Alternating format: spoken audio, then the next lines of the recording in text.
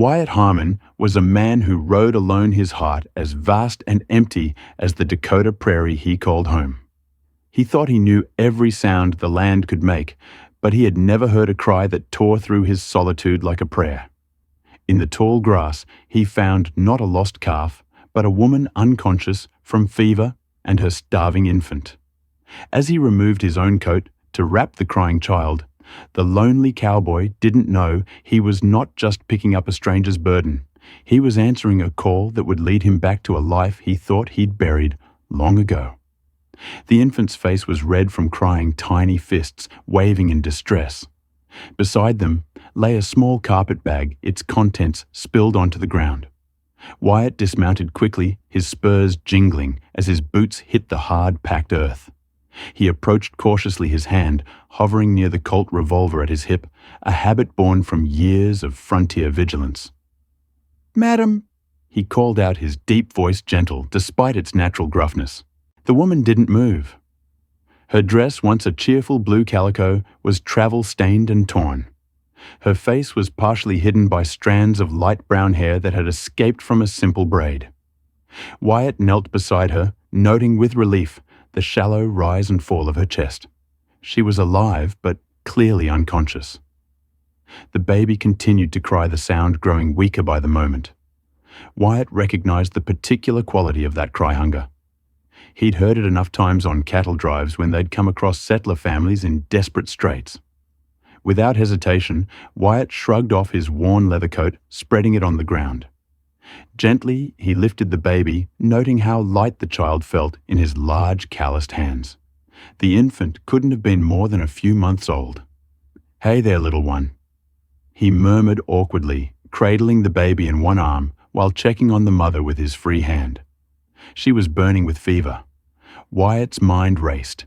The nearest town, Clearwater, was at least 15 mi away. The woman needed a doctor, and the baby needed food.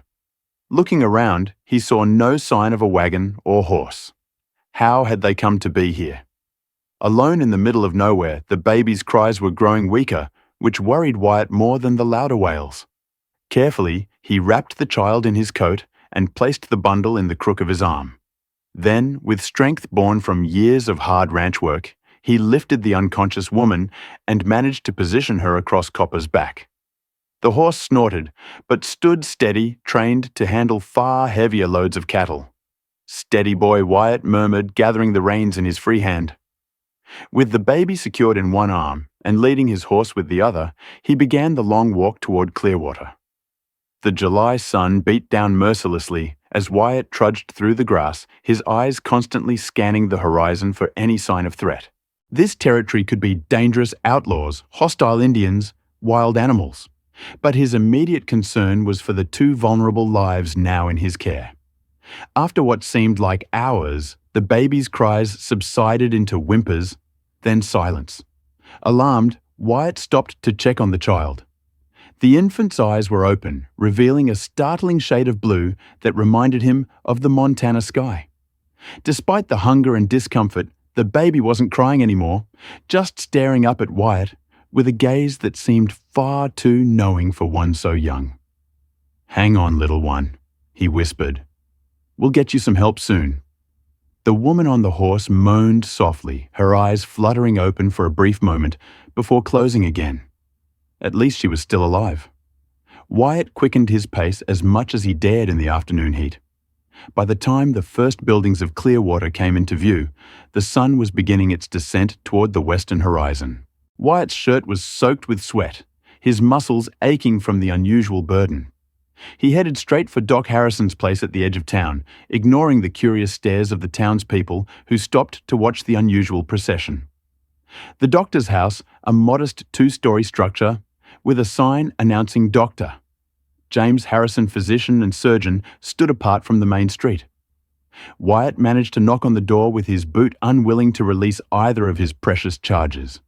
The door swung open to reveal a middle-aged man with spectacles and a neatly trimmed beard. "Wyatt Harmon!" the doctor exclaimed, taking in the scene before him.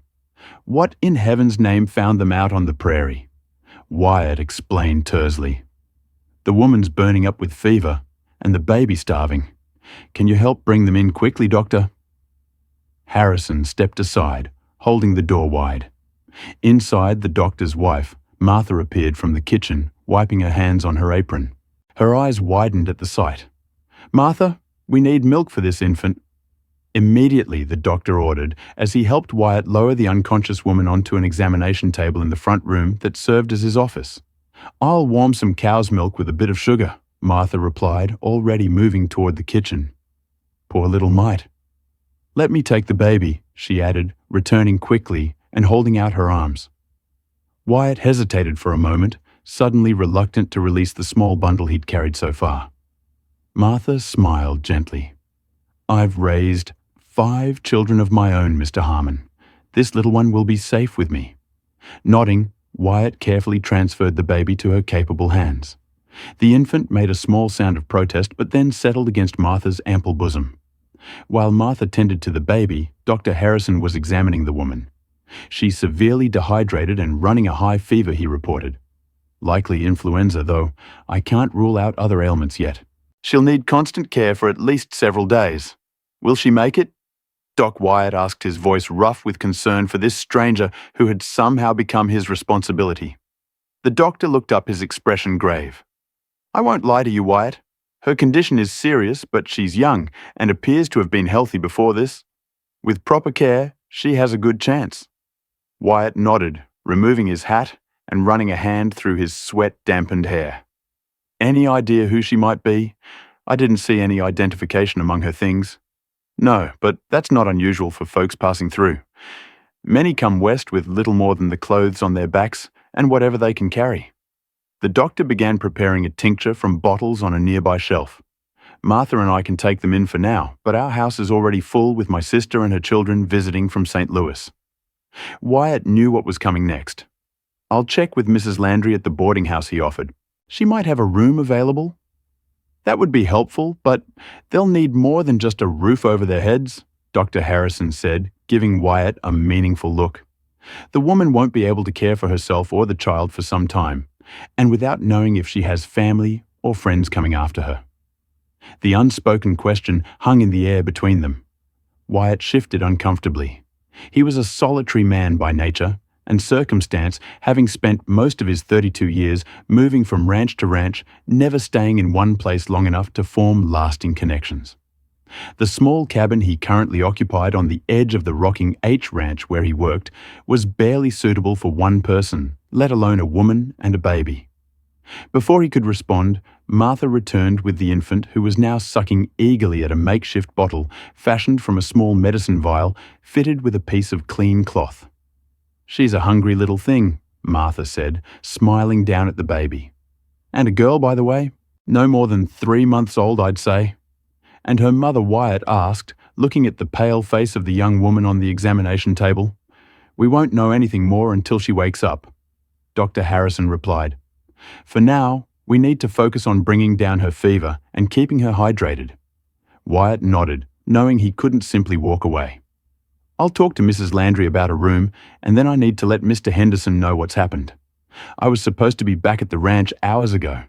He hesitated, then added, "I can check in tomorrow to see how they're doing, Doctor."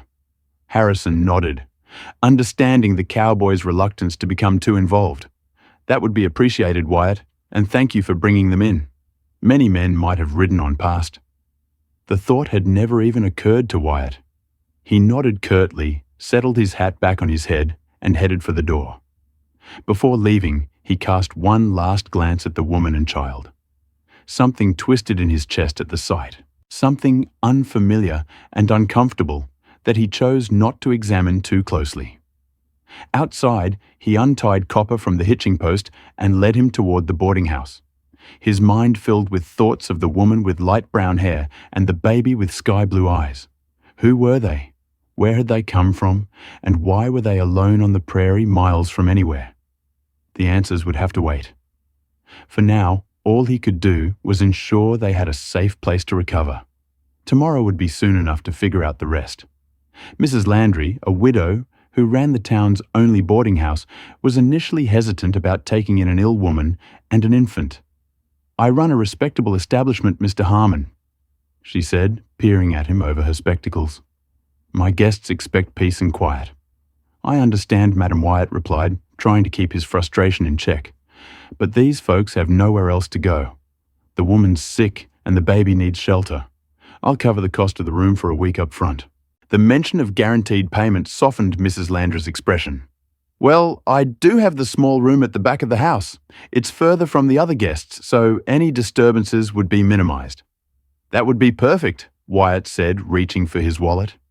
He counted out the required amount, adding a little extra. I'd also appreciate if you could find someone to help care for them until the woman's back on her feet. I'll cover those costs as well. Mrs. Landry's eyebrows rose slightly at his generosity.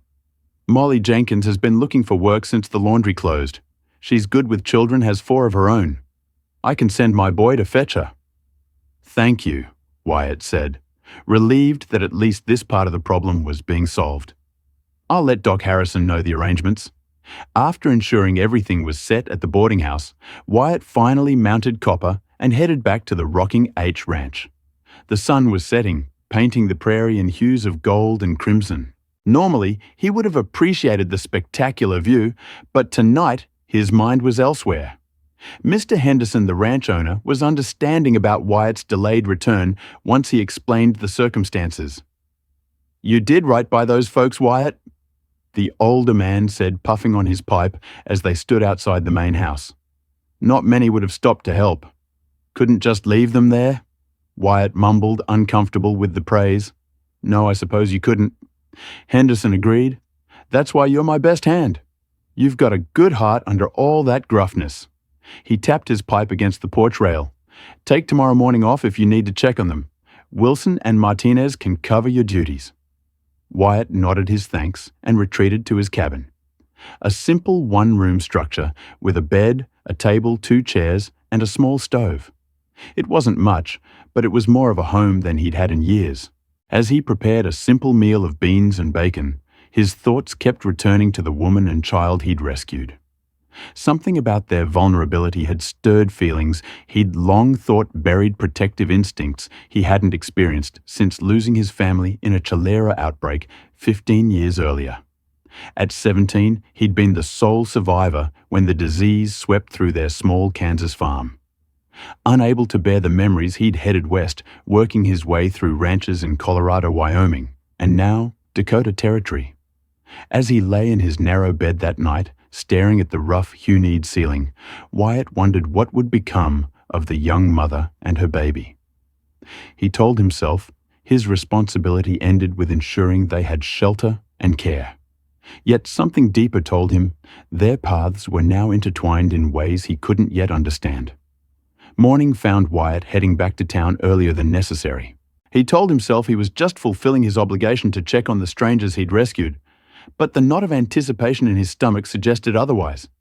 His first stop was Doc Harrison's house, where he learned that the woman had been moved to Mrs. Landra's boarding house late the previous evening. Her fever broke during the night, the doctor explained. She's still weak but conscious. Hasn't said much yet. Seems confused about where she is.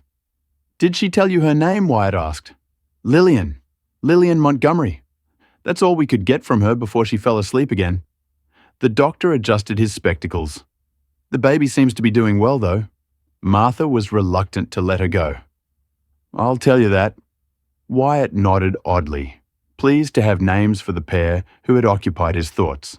Lillian and he realized he didn't know the baby's name. She didn't say, and we didn't press her. There'll be time enough for questions when she's stronger. The doctor gave Wyatt a knowing look. You're heading over there now, I take it? Just want to make sure they're settled in properly, Wyatt said defensively.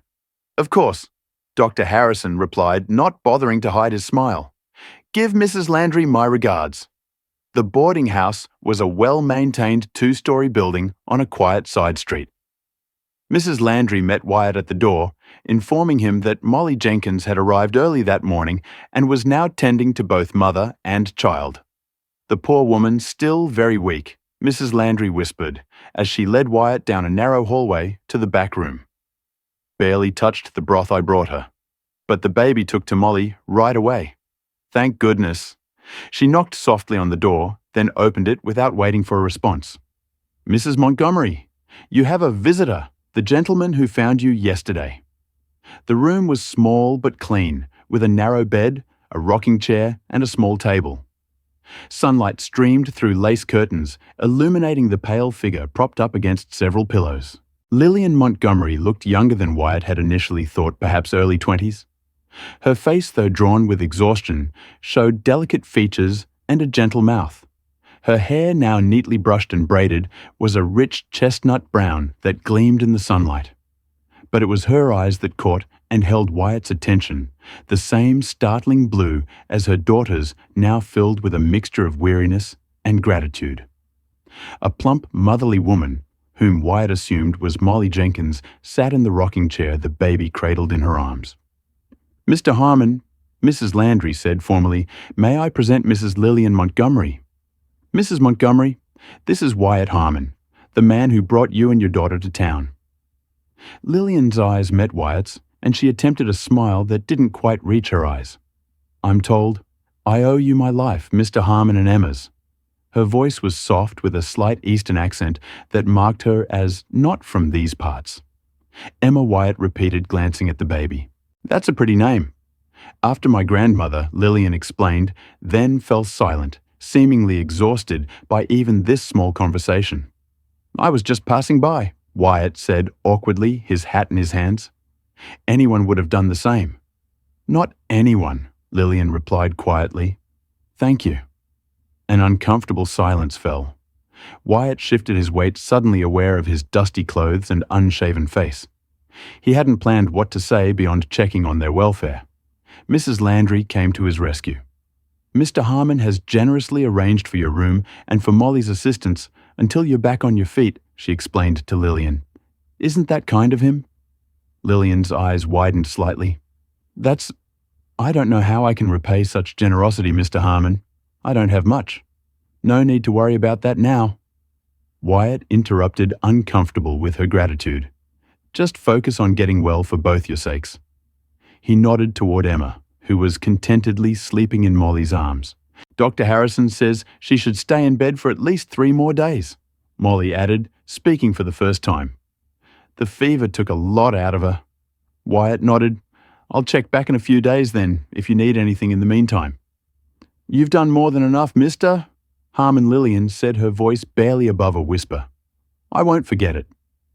With a nod and a mumbled goodbye, Wyatt retreated from the room, strangely affected by the encounter. Mrs. Landry followed him to the front door. "She seems like a respectable young woman," she commented.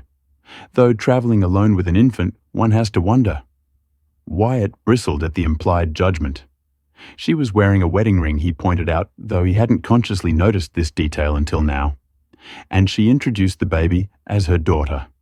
That's all that matters. Mrs. Landry raised her eyebrows at his defensive tone, but wisely said nothing more on the subject. "Will you be returning soon then, in a few days?" Wyatt confirmed. "Please send word to the Rocking H if there's any change in their condition." As he rode back to the ranch, Wyatt found himself pondering the mystery of Lillian Montgomery. What was a young Eastern woman doing alone on the Dakota prairie with an infant? Where was her husband? And why did he feel so drawn to her vulnerability and quiet dignity? These questions would have to wait. For now, he had cattle to tend and fences to mend. But even as he threw himself into his work, over the next few days, the image of blue eyes and a pale face continued to haunt him. 3 days later, Wyatt returned to Clearwater. This time, he made an effort to clean up before his visit, shaving carefully and donning his Leastwin shirt. He told himself it was simply a matter of respect, but the knowing grin Wilson gave him as he left the ranch suggested his colleagues saw through the pretense. Mrs. Landry greeted him with more warmth than on his previous visits. "Mrs. Montgomery is doing much better today," she informed him. "She even managed to come downstairs for breakfast this morning, though she tired quickly and returned to her room." When Wyatt was shown into Lillian's room, he was pleased to see her sitting up in a chair by the window. Emma cradled in her arms. Colour had returned to her cheeks, and her hair was arranged more carefully with small tendrils framing her face. She wore a simple dress that Mrs. Landry had likely loaned her, as her own clothes had been in poor condition. "Mr. Harmon," she greeted him, her voice stronger than before. "How kind of you to visit again." "Madam," he replied, nodding, "you're looking better. Thanks to your generosity and the care of Mrs. Landry and Molly." She glanced down at Emma, who was awake and making soft coo-pooing sounds, and Dr. Harrison. "Of course, everyone has been so kind." Wyatt took the chair Mrs. Landry offered before discreetly leaving them alone. "I'm glad to see you recovering. The little one seems to be thriving as well." A genuine smile lit Lillian's face as she gazed at her daughter. "Yes, she's a strong baby. Dr. Harrison says she's perfectly healthy, just needed proper feeding." The smile faded slightly. I couldn't provide for her properly before you found us. I mean..." Wyatt shifted uncomfortably, sensing the shame beneath her words. No one could in your situation, being stranded on the prairie with no supplies. He hesitated, then ventured the question that had been bothering him. "If you don't mind my asking, Mrs. Montgomery, how did you come to be there alone?" Lillian's expression closed her eyes, dropping to focus on Emma. "It's complicated, Mr. Harmon." "I understand if you'd rather not discuss it," Wyatt said quickly. "I was just concerned that someone might be looking for you. A husband, perhaps." Her hand tightened slightly on the baby's blanket. "No," she said softly. "No one is looking for us." The finality in her tone discouraged further questions on that subject. Wyatt changed tack. "Dr. Harrison says you're from back east." "Philadelphia," she confirmed, seeming relieved at the shift in conversation, "though I've been traveling westward for several months now. That's a long journey, especially with a young one." "Yes." Her eyes met his briefly before skittering away. "Mr. Harmon, I need to be honest with you. I have no way to repay you for your kindness. Not immediately, at least. My funds are limited." Wyatt waved away her concern. "I didn't help you expecting payment, Mrs. Montgomery." "Lillian, please," she corrected gently. "And I understand that, but I can't accept charity indefinitely. As soon as I'm strong enough, I intend to find work." Wyatt frowned. "Work with a baby to care for?" "I don't have much choice," she replied with quiet dignity. "I'm trained as a teacher, but I'm willing to do whatever is available, sewing, laundry, cooking." Clearwater's a small town, Wyatt cautioned. Work can be hard to come by, especially for a woman with a child and no connections. He'd been about to say husband, but caught himself in time. "Nevertheless, I must try." Her chin lifted slightly in determination. "I won't be a burden on your generosity or anyone else's." Wyatt admired her spirit, even as he worried about the practicality of her plan. A young, unmarried woman, for he was increasingly certain she was not a widow, as she implied with a baby, would find few respectable employment opportunities in a frontier town. "Let's not worry about that just yet," he suggested. "You need to regain your strength first. Have you spoken with Dr. Harrison about how long that might take?" "He says another week of rest should see me fully recovered," she replied. "Mrs. Landry has kindly agreed I can stay until then, thanks to your arrangement." The conversation drifted to safer topics.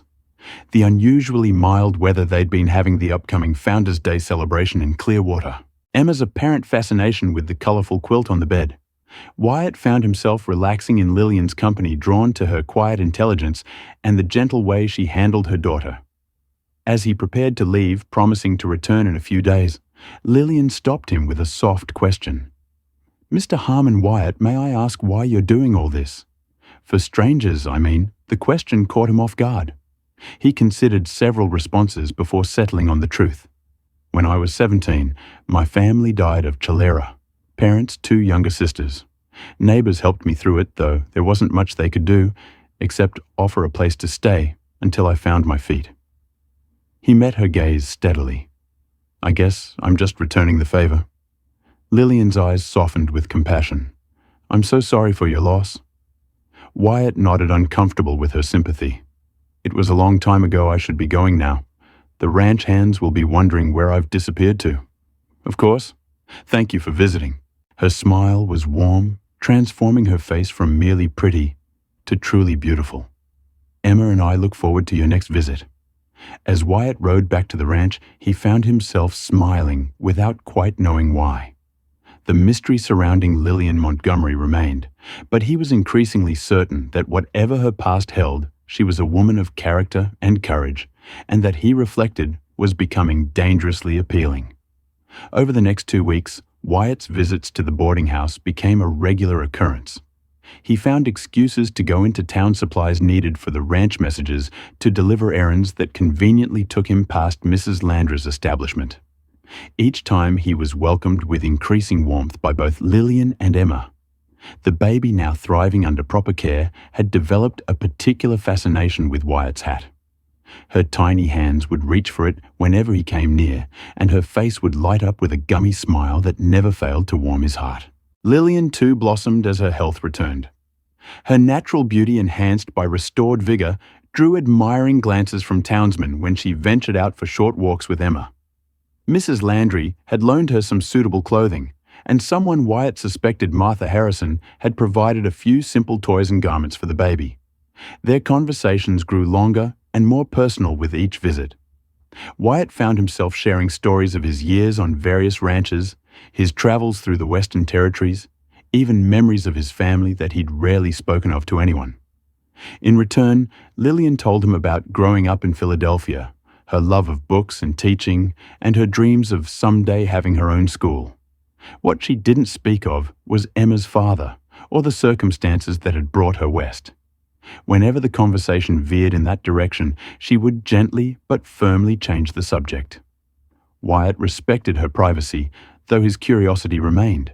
As the end of the 3rd week approached, the issue of Lillian's future could no longer be avoided. The money Wyatt had paid for her room and care was running out, and despite her improved health, her prospects for employment in Clearwater remained limited. Mrs. Landry mentioned that the widow Peterson is looking for help with her boarding house in Riverton, Lillian mentioned during one of Wyatt's visits. They were sitting on the small porch behind the boarding house, enjoying the late afternoon sunshine. Emma was asleep in a makeshift cradle, fashioned from a drawer lined with blankets. Wyatt frowned. "Riverton's nearly 30 minutes from here." "Yes, but Mrs. Peterson apparently doesn't mind that I have Emma. She has grandchildren of her own and misses having little ones around." Lillian's fingers nervously pleated the fabric of her borrowed dress. "The position includes room and board for both of us, plus a small wage." "When would you leave?" Wyatt asked, trying to keep his voice neutral despite the sudden hollowness in his chest. "There's a freight wagon heading that way the day after tomorrow. The driver said he could take us." Lillian glanced at him, then quickly away. "It seems like the best opportunity I'm likely to find." Wyatt stared at the horizon where thunderheads were beginning to build. "It's not safe traveling with a driver you don't know. The road to Riverton goes through some rough country." "I don't have many options," Wyatt, Lillian said softly. "I can't impose on your generosity forever, and there's no work for me here in Clearwater." The unspoken question hung between them. Unless there was a reason for her to stay, Wyatt had been wrestling with his growing feelings for Lillian and Emma. He'd never been a man to act impulsively, especially when it came to personal matters. His solitary lifestyle suited him, or so he'd always believed. The idea of responsibility for a woman and child both terrified and strangely appealed to him. But there were too many unanswered questions. He turned to face her directly. "Lillian, before you make any decisions, I need to know the truth about Emma's father, about why you were alone on the prairie." She tensed her eyes, dropping to her hands. "Does it matter it might?" he answered honestly. "Not because I'm judging you, but because I can't help properly if I don't know what you're running from." The silence stretched between them, broken only by the distant rumble of thunder and Emma's soft breathing. Finally, Lillian raised her eyes to his. "I was married," she began, her voice barely above a whisper. "His name was Charles Montgomery. He was a banker's son in Philadelphia, charming and well-respected. My father was delighted when he asked for my hand." She paused, gathering her thoughts. "After the wedding, things changed. Charles had a temper, especially when he drank, which was often. At first it was just harsh words, then controlling behavior, who I could see where I could go. Eventually, it became physical. Wyatt's jaw tightened, but he remained silent, letting her continue at her own pace. When I discovered I was expecting Emma, I hoped things would improve. They didn't.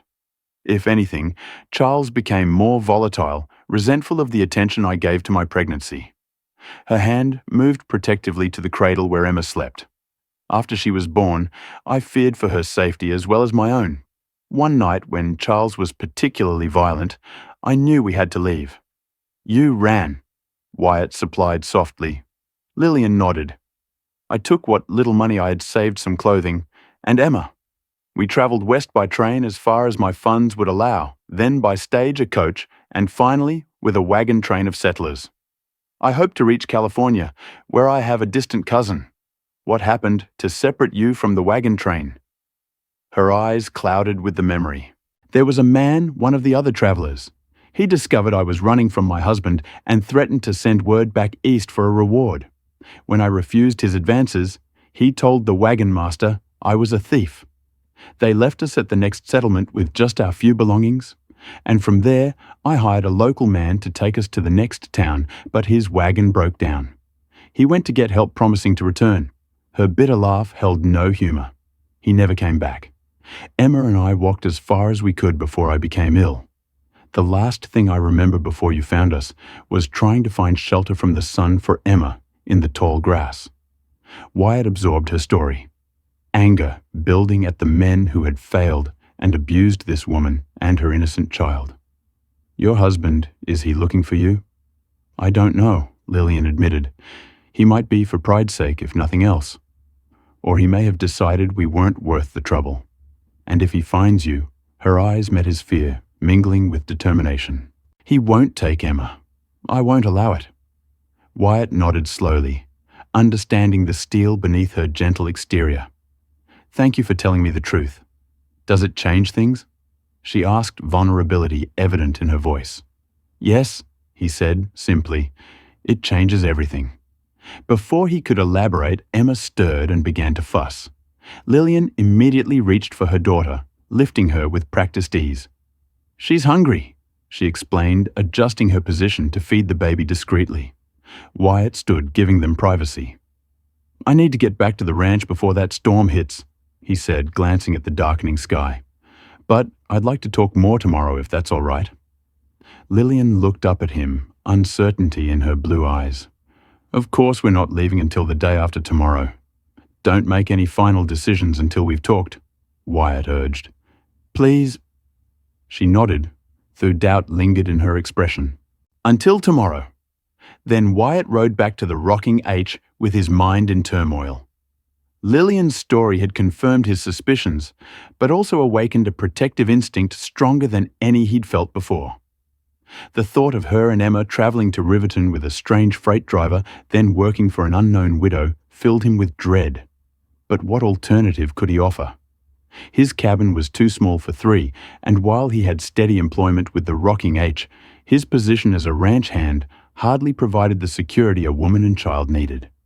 The logical solution seemed clear, yet he hesitated to propose it, uncertain of his own motivations and Lillian's potential response. That night, as the promised storm raged outside his cabin, Wyatt made his decision. It might not be the perfect solution, but it was better than watching Lillian and Emma disappear from his life, potentially into greater danger. Morning brought clear skies and renewed determination. Wyatt sought out Mr. Henderson before the day's work began, requesting a private conversation. The ranch owner listened carefully to Wyatt's abbreviated version of Lillian's situation and his proposed solution. Marriage. Wyatt Henderson raised his bushy eyebrows. "That's a serious step for a man who's avoided putting down roots for 15 years. "I know it sounds sudden," Wyatt acknowledged, "but I can't let them go to Riverton alone. It's not safe, and they have no one else." "And your feelings for Mrs. Montgomery Henderson?" asked shrewdly. "Are they simply protective or something more?" Wyatt shifted uncomfortably. "I respect her.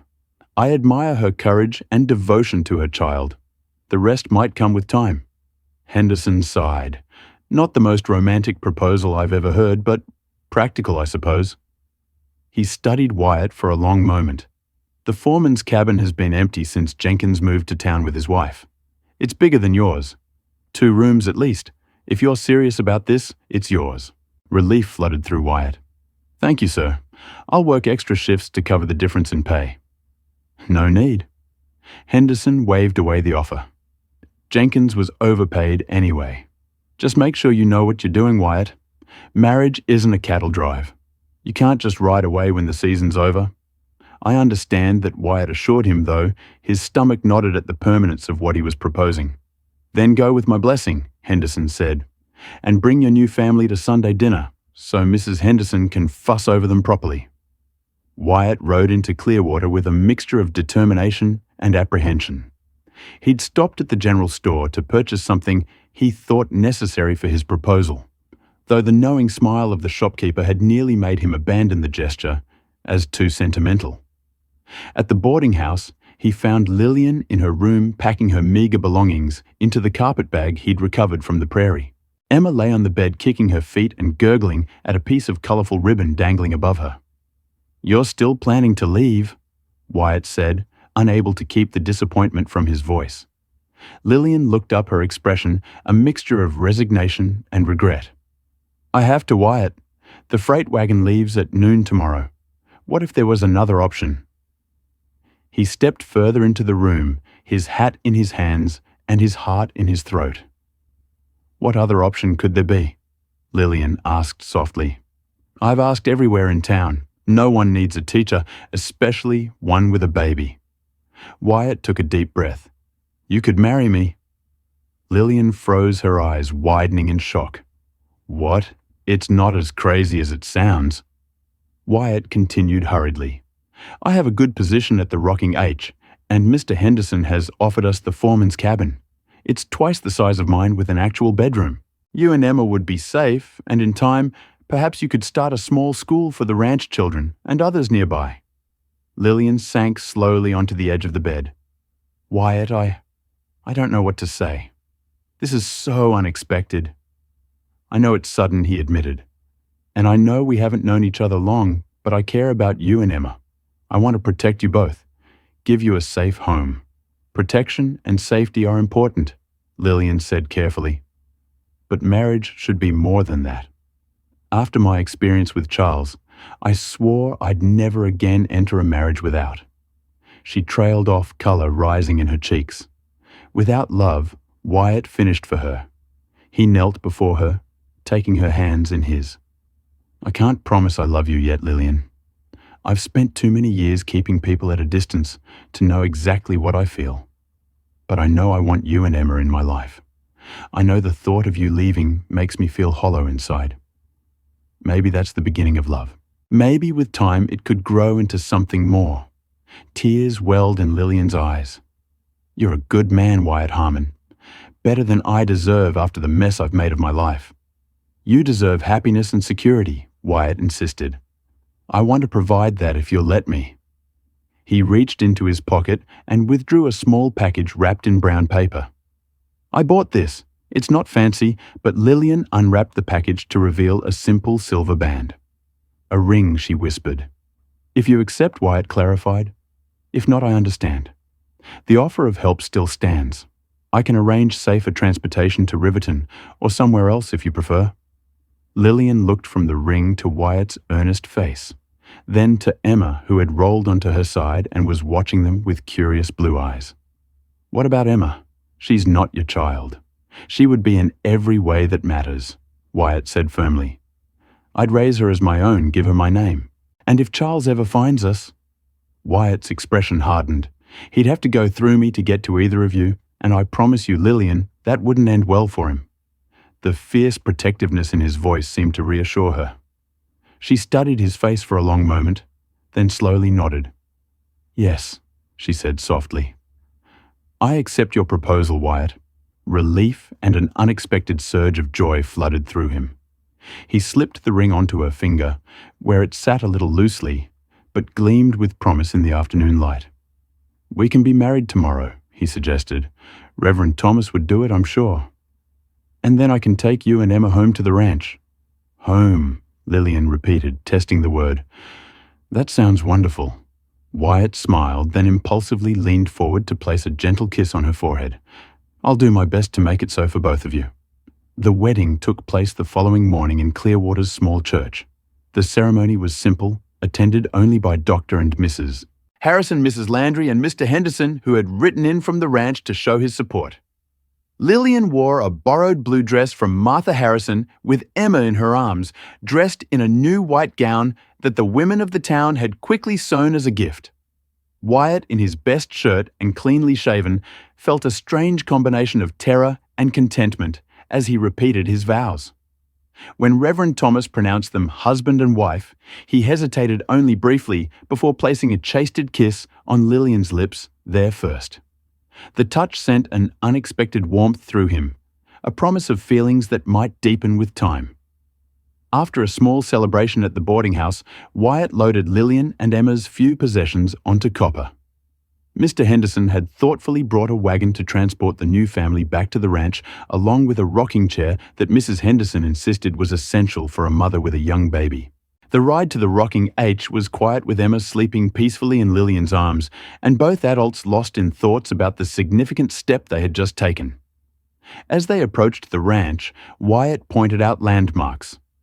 The creek where the cattle watered the stand of cottonwoods that marked the property line, the distant mountains that turned purple in the evening light. "It's beautiful," Lillian said sincerely. "So open and free." "It can be harsh too," Wyatt cautioned. "Winters are brutal, and summer storms can appear out of nowhere. But there's a peace here I've never found anywhere else." The foreman's cabin stood apart from the main ranch house and bunkhouse, offering privacy, while still being close enough for convenience. It was rustic, but solidly built, with a front porch, 2 rooms inside, and a small lean-to that served as a kitchen. Wyatt had spent the previous evening cleaning it as best he could, though he worried it would still seem primitive to a woman raised in Philadelphia. As he helped Lillian down from the wagon, Emma still cradled in one arm, he felt a sudden uncertainty. "It's not much," he began apologetically. Lillian surprised him by reaching up to touch his cheek gently. "It's more than enough, Wyatt. It's a home." Her smile was genuine, warming him more effectively than any fire could have. Mr. Henderson helped unload their few possessions and set up the rocking chair in a corner of the main room before tactfully departing, leaving the new family to settle in. The awkwardness Wyatt had feared didn't materialize as they worked together to arrange the cabin. Lillian placing Emma on a blanket on the bed while she unpacked, Wyatt showing her where everything was kept. As evening approached, Wyatt built a fire in the stove and prepared a simple meal from the provisions Mrs. Henderson had sent with them. They ate at the small table, Emma now asleep in a drawer lined with blankets that served as a temporary cradle. "Tomorrow, I'll build a proper crib for her," Wyatt promised, watching the baby's peaceful face in the lamplight. "She seems content enough for now," Lillian observed. "Children are adaptable more so than adults sometimes." "And you?" Wyatt asked hesitantly. "Are you content with this arrangement?" Lillian considered the question thoughtfully. "I'm grateful, certainly relieved to have security for Emma." And she hesitated, a slight blush coloring her cheeks. "I find I'm looking forward to building a life here with you." Her Canaan door touched him deeply. "I want to be a good husband to you, Lillian, a good father to Emma. I may not always know how, but I promise to try." "That's all anyone can ask," she replied softly, "and I promise to be patient as we figure this out together." The mention of together brought to mind the sleeping arrangements, a subject Wyatt had been carefully avoiding thinking about. There was only one bed in the cabin, narrow, but adequate for 2. As if reading his thoughts, Lillian's blush deepened. "I can sleep on the floor tonight," Wyatt offered quickly, "until we have time to make other arrangements." Lillian's eyes met his uncertainty, mingling with something else. "Trust, perhaps." "That's not necessary, Wyatt. We're married now, but perhaps we could take things slowly." Relief and disappointment warred within him. Of course he agreed. "However you're comfortable." Later, as they lay side by side in the narrow bed, Emma sleeping peacefully in her makeshift cradle nearby, Wyatt was acutely aware of Lillian's presence, the faint scent of lavender soap, the gentle rhythm of her breathing, the warmth of her body just inches from his. They had changed for bed with awkward modesty. Wyatt stepping outside while Lillian donned her nightgown, then Lillian turning her back as he changed into clean clothes he used for sleeping. "Good night, Wyatt," Lillian whispered in the darkness. "Good night, Lillian," he replied, his voice unexpectedly husky. "Sleep well." As he drifted towards sleep, Wyatt reflected on the strange turn his life had taken. A week ago, he had been a solitary cowboy, with no responsibilities beyond his duties to the ranch. Now he was a husband and stepfather, with a family depending on him for protection and support. The thought should have terrified him. Instead, he found himself filled with a quiet determination to be worthy of the trust Lillian had placed in him, and a cautious hope that their practical arrangement might in time become something deeper. The first weeks of their marriage established a routine that suited them both. Wyatt rose early for his ranch duties, returning midday for a quick meal when possible and finishing his work by sundown. Lillian managed the cabin, caring for Emma and preparing meals with increasing confidence as she became familiar with the ranch's rhythms. Their physical relationship developed slowly, beginning with casual touches, a hand on a shoulder, fingers brushing while passing objects, a brief embrace before Wyatt left for work. The first time Wyatt kissed Lillian properly was after he had completed the promised crib for Emma, a sturdy construction of pine with a carved horse decorating the headboard. "It's beautiful, Wyatt," Lillian had exclaimed, running her fingers over the smooth wood. "Where did you learn to do this?" "My father was a carpenter before he turned to farming," Wyatt explained. "He taught me the basics." Her smile of genuine pleasure had drawn him forward, and before he could second-guess himself, he had leaned down to press his lips to hers. The kiss was gentle but lingering, and when they drew apart, the surprise in Lillian's eyes was quickly replaced by warmth. "Thank you," she whispered, and Wyatt wasn't sure if she meant for the crib or the kiss. "You're welcome," he replied, equally ambiguous. That night they slept closer together. In the narrow bed, Wyatt's arm cautiously draped over Lillian's waist. It was a small step, but significant an acknowledgement of growing feelings that neither was quite ready to name. As summer gave way to autumn, the three of them settled into a family life that increasingly felt natural rather than arranged. Emma thrived in the clean mountain air, growing plumper and more interactive by the day. She recognized Wyatt, now greeting his returns with excited kicks and gurgles that never failed to warm his heart. Lillian too blossomed in her new environment. The shadows of fear that had haunted her eyes gradually faded, replaced by a quiet confidence. She made friends with the other ranch wives, particularly Mrs. Henderson, who took a motherly interest in the young family. She even began informal reading lessons for the children of the ranch hands, fulfilling in a small way her dream of teaching. The first time Wyatt heard Emma call him Dada, he was macking out the horse stalls. Lillian had brought the baby to see him during a break, and Emma, now nearly 8 months old and attempting to crawl, had reached for him with chubby hands and uttered the word with perfect clarity. Wyatt had frozen pitchfork in hand, a lump forming in his throat. "Did she just?" "She's been practicing," Lillian admitted, her eyes shining. "I hope you don't mind. I've been showing her your picture and telling her you're her daddy." Wordlessly, Wyatt had set down the pitchfork and taken Emma from Lillian's arms, heedless of his dirty clothes. The baby had patted his stubbled cheek and repeated "Dada" with obvious satisfaction. "I don't mind." He'd finally managed to say, his voice rough with emotion. "I'm honored." That night, after Emma was asleep in her crib, Wyatt and Lillian had come together as husband and wife. For the first time, their love-making tender and exploratory, a physical expression of feelings that had been growing steadily between them. "I love you," Wyatt had whispered, afterward the words coming naturally in the darkness. "I'm not sure when it happened, but I do." Lillian had pressed closer to him, her tears dampening his shoulder. "I love you too. I think I started falling for you the moment you picked up Emma in your coat." As winter approached, bringing with it the promise of snow and isolation, Wyatt worried that Lillian might find the ranch too remote, too different from her eastern upbringing. But she surprised him with her adaptability and genuine appreciation for their simple life. "I never thought I could be this happy," she confessed one evening as they sat before the fire, Emma asleep in her crib nearby. In Philadelphia, everything was about appearances, about meeting expectations.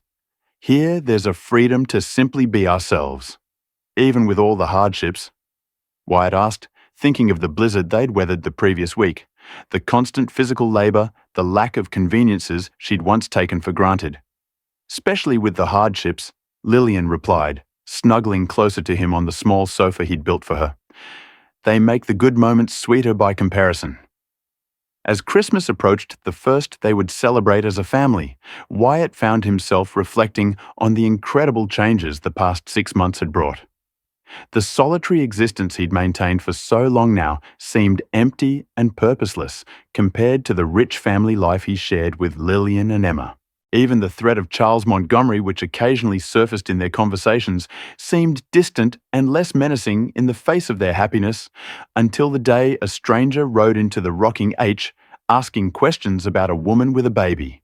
Wyatt was helping repair a fence line when one of the younger ranch hands, Billy, rode up with the news. "There's a fella at the main house talking to Mr. Henderson."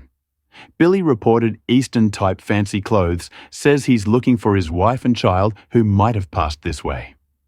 A cold dread settled in Wyatt's stomach. Did he give a name, Montgomery? I think Charles Montgomery. Wyatt was on his horse before Billy finished speaking, racing toward the main house with fear and fury battling for dominance in his mind. His first thought was of Lillian and Emma alone at the cabin, if Montgomery had already found them. But as he approached the main house, he saw a sleek black horse hitched outside, its eastern saddle and fine tack indicating a wealthy owner who was still inside. Relief mingled with resolve as Wyatt dismounted and strode toward the door, his hand instinctively checking the revolver at his hip. Inside, he found Mr. Henderson seated at his desk, facing a well-dressed man whose back was to the door. The stranger turned at Wyatt's entrance, revealing a handsome face with cold eyes and a mouth set in a permanent sneer. "Ah, here's one of my hands now," Henderson said, his tone carefully neutral, though his eyes warned Wyatt to proceed cautiously. "Wyatt, this gentleman is looking for information about travelers who might have passed through our area earlier this year." "Mr. Harmon," the stranger said, extending a gloved hand. "Charles Montgomery of Philadelphia. I understand you might have encountered my wife and child some months ago." Wyatt ignored the outstretched hand, keeping his expression impassive. "A lot of folks pass through these parts. Can't say I recall anyone by that name." Montgomery's smile didn't reach his eyes. "Perhaps I can refresh your memory. My wife Lillian, a pretty thing with blue eyes and brown hair. She absconded with our infant daughter Emma nearly a year ago. I've been searching for them ever since." "Can't help you," Wyatt replied flatly. "If that's all Mr. Henderson, I should get back to the fence line before dark." Of course, Wyatt Henderson nodded clearly, understanding the situation better than he was letting on. Mr. Montgomery was just leaving. "I'm sorry we couldn't be of assistance." Montgomery's pleasant facade slipped slightly, revealing a flash of the anger beneath. "I find it hard to believe no one in this remote area would notice a woman traveling alone with a baby. Perhaps I should speak with some of the other ranch hands or the women. My men are all working and the ladies aren't receiving visitors," Henderson said firmly, standing to indicate the conversation was over. "The nearest town is Clearwater, about 15 miles east. You might try inquiring there." Montgomery's gaze shifted between the two men, calculation evident in his eyes. "I see. Well, thank you for your time, Mr. Henderson." He turned to Wyatt, his smile now openly malicious. "Mr. Harmon, a pleasure. I'm sure we'll meet again." As the door closed behind the unwelcome visitor, Henderson turned to Wyatt. "That's him, isn't it?" Lillian's husband, former husband, Wyatt corrected grimly. "Legally, she's Mrs. Harmon now." "True enough, but you know as well as I do, that won't stop a man like that." Henderson moved to the window, watching as Montgomery mounted his horse. "He's heading toward town, not the cabin. That gives you some time." Wyatt nodded, his mind racing. "I need to warn Lillian. Get her and Emma somewhere safe. Take them to the line cabin up by Eagle Creek," Henderson suggested. "It's stocked for winter already and no one would think to look there. I'll send word if Montgomery returns." "Thank you," Wyatt said, gripping the older man's shoulder briefly. "For everything go on," Henderson urged. "And Wyatt, be careful. That man has evil in his eyes." Wyatt rode back to the cabin. At a gallop, his mind filled with plans and contingencies. The sight of smoke rising peacefully from the chimney, and Lillian hanging laundry outside, Emma playing on a blanket nearby, filled him with both relief and urgency. Lillian looked up at his approach, her smile fading as she registered his expression. "What's wrong?" "Charles is here," Wyatt said, without preamble, dismounting and gathering Emma in his arms. "He was at the main house asking questions. Henderson sent him to town, but he'll be back." The color drained from Lillian's face. "How did he find us?" "It doesn't matter now. We need to pack quickly. Only essentials." Wyatt handed Emma to her, his voice gentling at the fear in her eyes. "It's going to be all right, Lillian. I won't let him take you or Emma." Inside the cabin, they moved with urgent efficiency, gathering warm clothing, food supplies, and the few precious possessions they couldn't bear to leave behind. Emma's crib was too large. But Wyatt carefully packed the carved horse that had adorned it, along with the family Bible, where they'd recorded Emma's growth and milestones. As Lillian packed, Wyatt retrieved his rifle from above the door and checked his revolver, ensuring both were loaded and ready. The weapons were a sobering reminder of what might be required to protect his family. "Where will we go?" Lillian asked, securing Emma in a sling across her chest. "The line cabin up by Eagle Creek. It's remote, well-stocked and defensible." Wyatt helped her into her coat. "Henderson will send word if Charles returns to the ranch." They loaded their supplies onto Copper and a gentle mare Lillian had learned to ride during the summer. With a last look at the cabin that had become their home, they set off toward the mountains, taking a little-used trail that would be difficult to follow.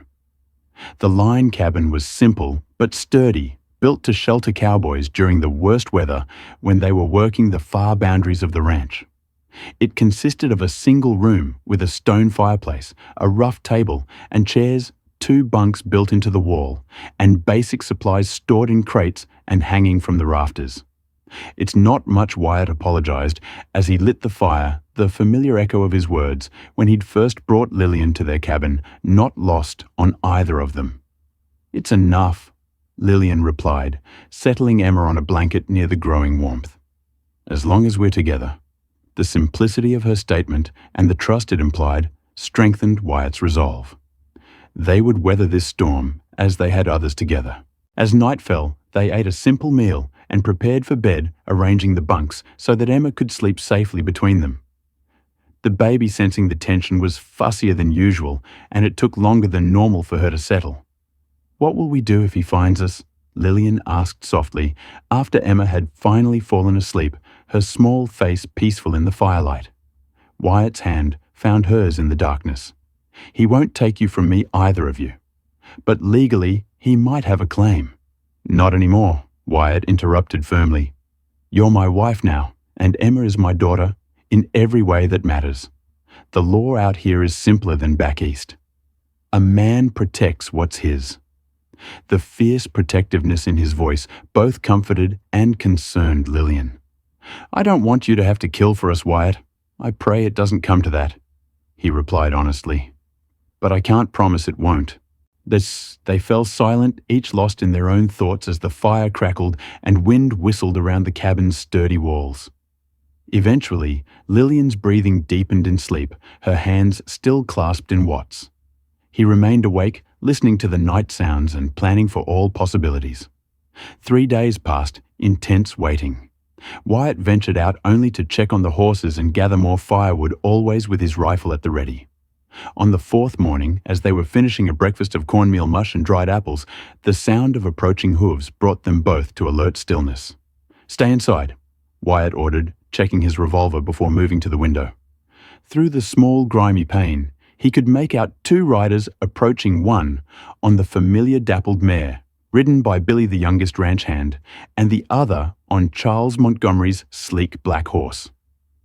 "It's Billy," Wyatt reported, his stomach tightening. "And Montgomery?" Lillian gasped instinctively, gathering Emma closer. "How did they find us? I don't know." Wyatt positioned himself by the door, revolver ready. "But Billy wouldn't have led him here willingly. Stay back, away from the windows."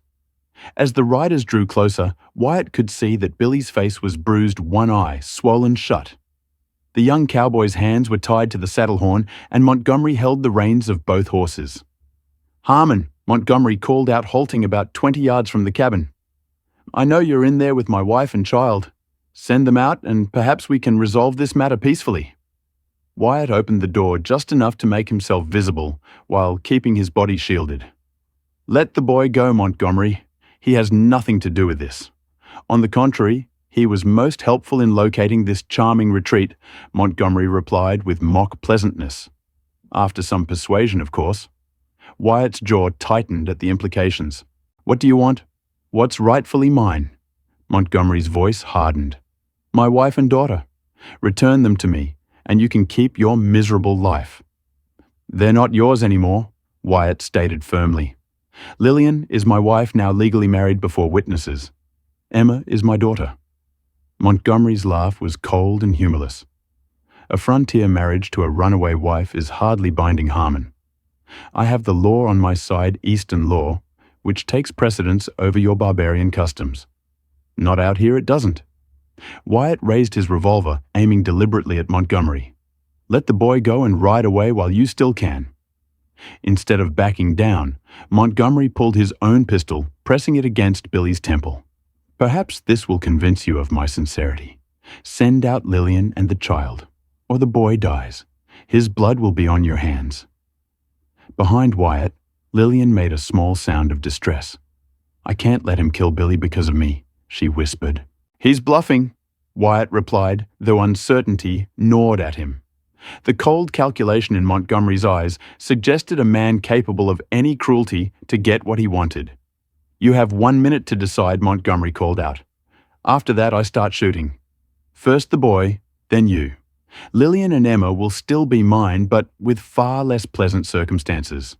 The threat to his family ignited a rage in Wyatt that cleared his mind of all uncertainty.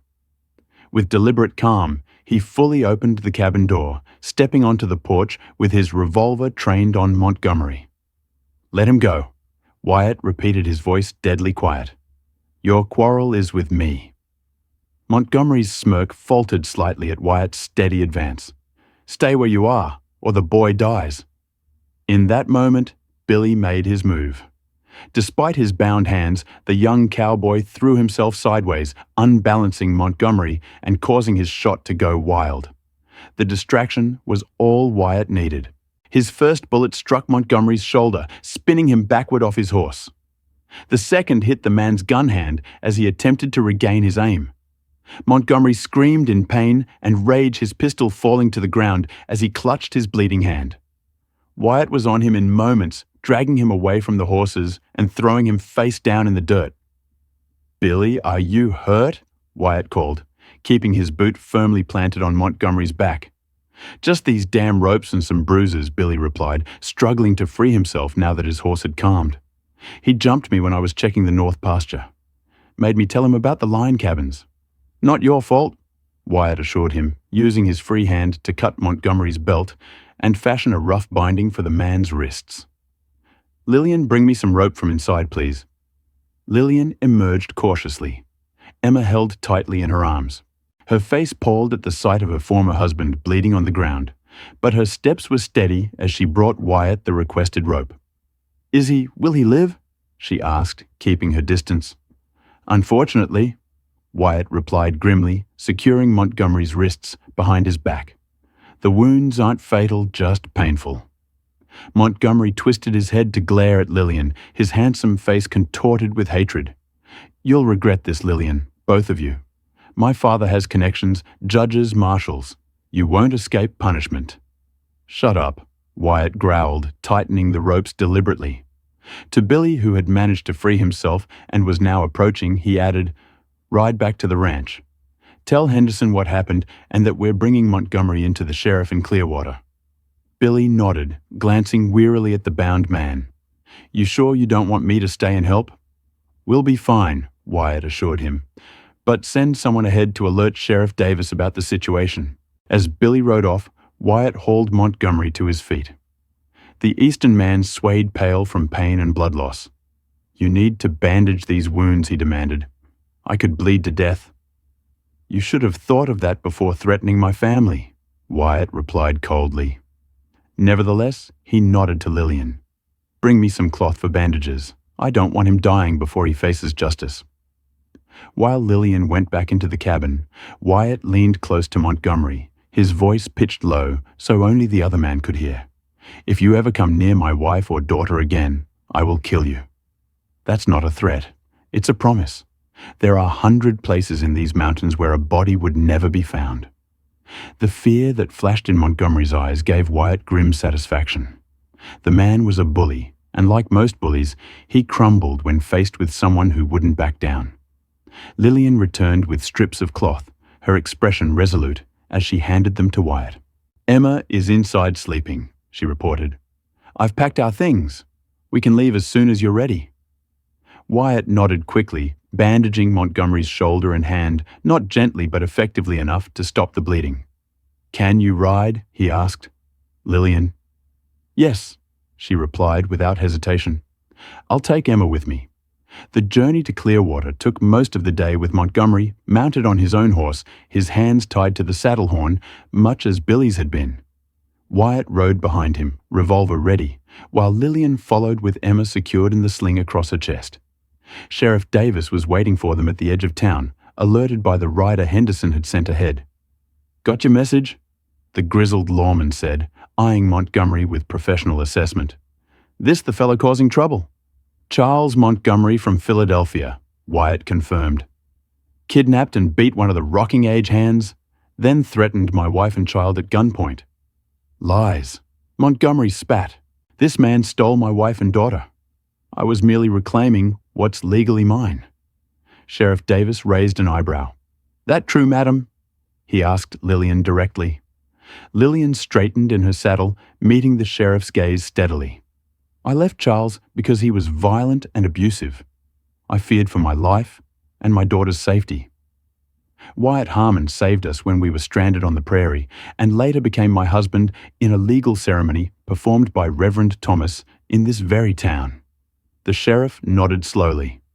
"Reverend Thomas mentioned something about that when your man's message came through. Said it was all properly done, witnesses and documentation." He turned back to Montgomery.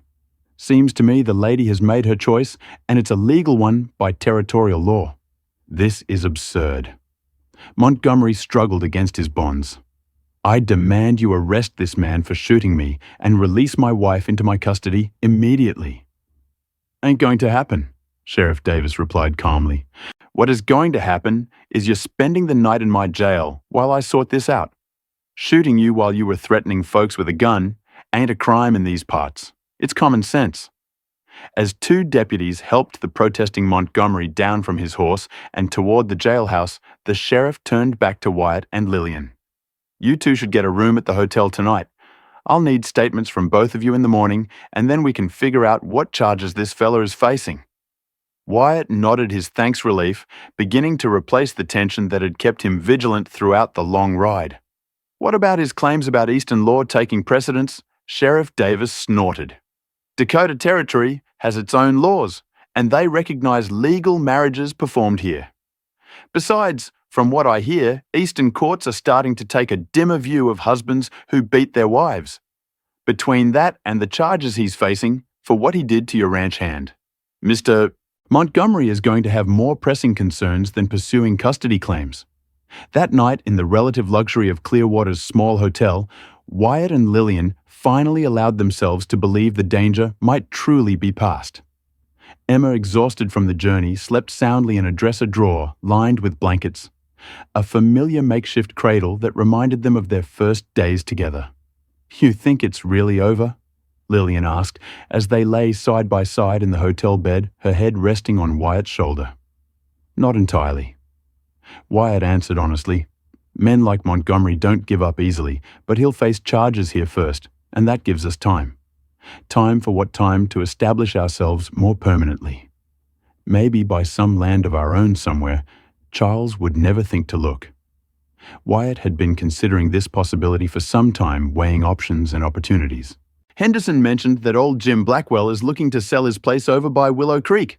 Good water, decent grazing land, and a solid house already built. Lillian raised herself on one elbow to look at him. You want to have your own ranch? Our own ranch, Wyatt corrected. I've saved most of my wages over the years. It wouldn't be a grand spread, but it would be ours free and clear. A place where Emma could grow up safe, where you could maybe start that school you've always wanted. Oh, Wyatt. Tears filled Lillian's eyes, but they were tears of joy, not sorrow. I never dared dream of such a future. Is that a yes? He asked, smiling up at her. Yes, 1,000 times yes. She leaned down to kiss him, pouring all her love and hope into the gesture. As Wyatt held his wife close, his gaze drifted to the sleeping baby nearby, the child who had brought them together, whose cries of hunger in the prairie grass had changed the course of his solitary life forever. From reluctant rescuer to devoted husband and father, his journey had been unexpected but infinitely rewarding. Tomorrow would bring challenges, Montgomery's hearing legal statements, decisions about their future. But tonight, in this quiet room, with the two people he loved most in the world, Wyatt Harmon knew with absolute certainty that he had found what many men search for their entire lives and never find not just a family, but a true home. Spring came to the Dakota Territory in a riot of wildflowers and new growth, transforming the landscape, much as the past year had transformed the lives of Wyatt and Lillian Harmon. The cabin on their newly purchased ranch near Willow Creek was larger than their previous home, with 2 proper bedrooms, a spacious kitchen, and a front porch where Lillian often sat in the evenings, watching Emma take her first tottering steps in the yard. Charles Montgomery had been sentenced to 3 years in the territorial prison for the assault on Billy and the threats against Wyatt and Lillian. His father's connections had proven less influential than he'd boasted, particularly when several witnesses from Philadelphia had come forward with their own accounts of his violent behavior. The judge had made it clear that, upon his release, Montgomery would face additional charges if he ever approached the Harmon family again. The ranch was small by Dakota standards, just enough land to support a modest herd of cattle, and the horses Wyatt had begun breeding as a secondary business.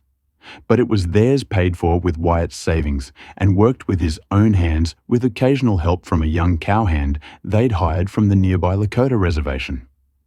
Lillian had indeed started a small school, converting an unused storage building into a classroom where she taught the children from neighboring ranches in the reservation. Her gentle manner and genuine interest in her students quickly earned her the respect of families throughout the area. Emma, now walking and beginning to form simple sentences, had her father's quiet strength in her mother's compassionate heart. At 18 months old, she was the center of the Harmon household. Her laughter and curiosity a constant reminder of how much they had to be thankful for. On a warm June evening, as they sat together on the porch, watching the sunset paint the western sky in brilliant hues of orange and purple, Lillian turned to Wyatt with a smile that held a special secret. I have news, she said softly, taking his hand and placing it gently on her stomach. Come winter, Emma will have a little brother or sister. Wyatt's eyes widened, then crinkled with joy as he pulled her into a gentle embrace. Are you sure? Dr. Harrison confirmed it yesterday when I was in town. Lillian replied, her eyes shining. He says everything looks perfect. Just like our family, Wyatt murmured, kissing her tenderly, as if on cue Emma tottered over, from where she had been examining a particularly fascinating dandelion. Up to da, she demanded, raising her arms imperiously.